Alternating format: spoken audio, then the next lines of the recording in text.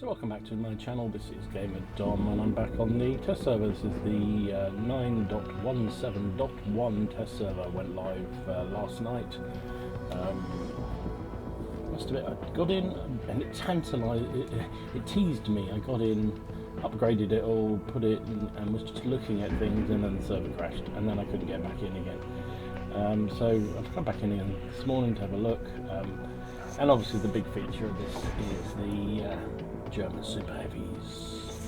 So the Malchen here at tier 9, and this thing, the VK100-01 at tier 8, and the new stroke old tier 10 on the other branch.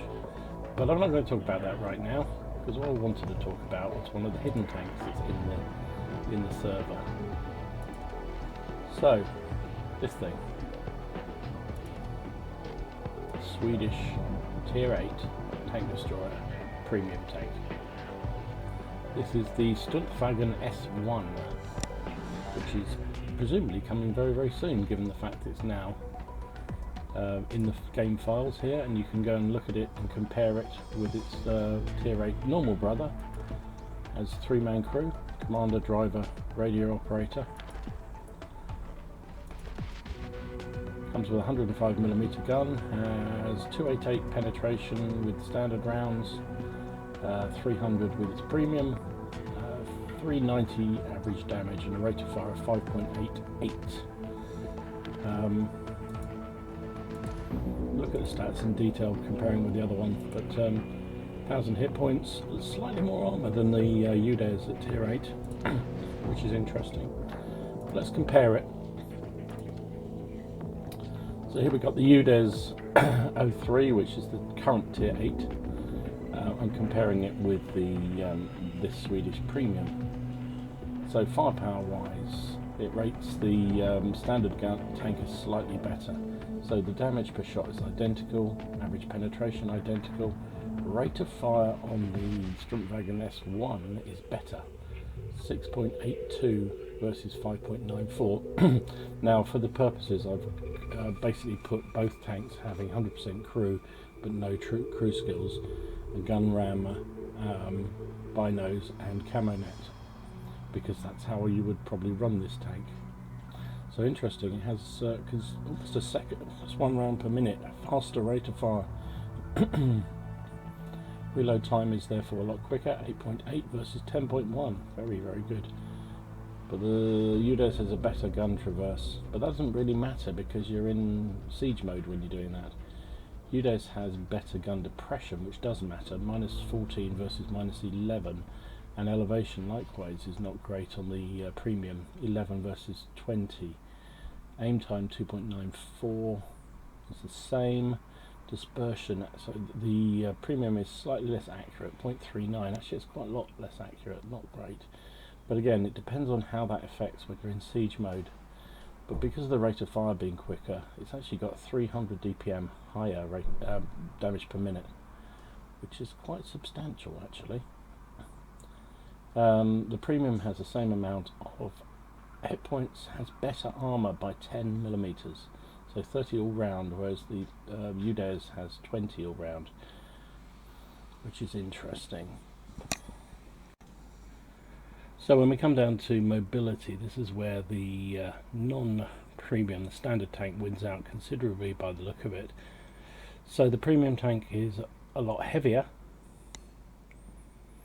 33.3 tons versus 21.21 tons. It also has a smaller engine, 540 against 550. So its power ratio is considerably less. So it's going to be a lot slower to get going. 16.19 versus 25.9. That's a lot slower. Top speed wise, yeah, again slower. 50 versus 70, 45 in reverse compared to 50 in reverse. So not as agile or mobile as the UDES. Traverse speed is likewise slower, 27.1 versus 29.2. Siege mode, this is interesting. So to switch into siege mode with the premium is the same. To come out is actually quicker. It's 1.5 versus 2 seconds. Okay, concealment wise, values are pretty similar actually. 43% versus 45%, so yeah, non-premium gets the, and I put camo on these and obviously camo nets as well. Concealment when moving is better on the non-premium, but again not by a huge amount. View range is identical, as is signal range. So very interesting.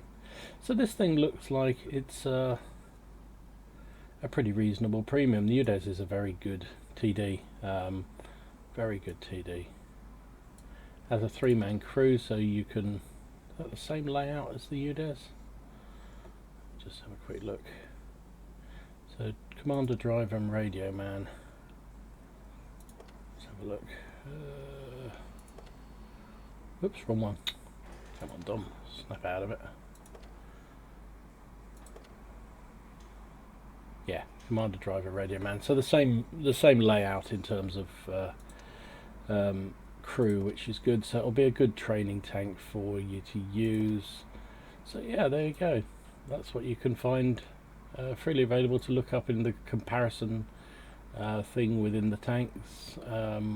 So yeah, nice to be able to look at that. There is also apparently in the game, although you can't find them unless you know what you're looking for, there is a Swedish medium tier 8 tank, which is a copy of the Centurion. Now I can't find it. I saw Sam had done a video on it, but I can't find it. I'm not as technically as savvy as he is, but it's somewhere here. So when we find it, we'll find it. So when we get a chance to review that, I'll show it. Other thing just to say while I'm on the compare situation here is they've enhanced this an awful lot, and I think it's really good. So I just wanted to show you what this can do. So if I wanted to, sorry, rattling around, headset falling off. If I wanted to compare it to, I don't know, let's try the T-34. No, well, it doesn't really matter. It doesn't really matter, Tom, what you do. Actually, it does matter because I can't. Yeah, it does. Anyway, so I can click on here and configure it. Now this is a lot more straightforward than it used to be.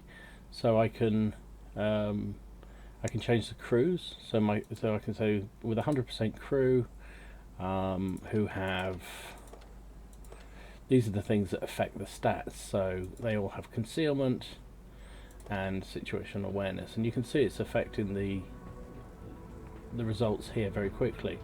Also, if there was upgrades, obviously this is a premium, so you can't upgrade it. You can upgrade here. I can also change the equipment very easily here. So that's,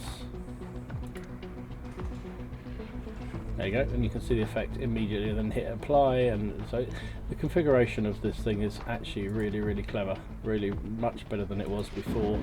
So well done, Wargaming. So another thing to highlight on the test server, which I thought was interesting before we get into the actual games themselves and the new tanks, or new old tanks in one case, is if you go into settings and in battle notifications, you've got the options here, a few more options. So you have this, it's unselected unless you select it, but dynamic indicators. So what this allows you to do is it sets a size, so it basically changes the size of the indicator depending on the amount of damage blocked or received. So if I do that, it will actually, these things will get bigger or smaller depending on you know, how big the shell was effectively that was fired at me, which is an interesting thing. So another instant thing. You still have the option to go back to the old way, but yeah, there's an option there to do that. So we'll select that and see what difference that makes when we go back and play a game. So anyway, that was the Strv S1, the soon to be arriving tier 8 Swedish TD premium. Ugly looking breed, isn't it? But this will be arriving, I would imagine, very, very shortly, given the fact that these files are available to have a look at and to see within the comparison tool. Anyway, I thought you'd like to have a look at that, and if you did, click like down below, and if you didn't, click like down below. In the meantime, enjoy your games, have fun, try try not to take it too seriously. It is a game, and I'll see you again soon. Gamerdom out.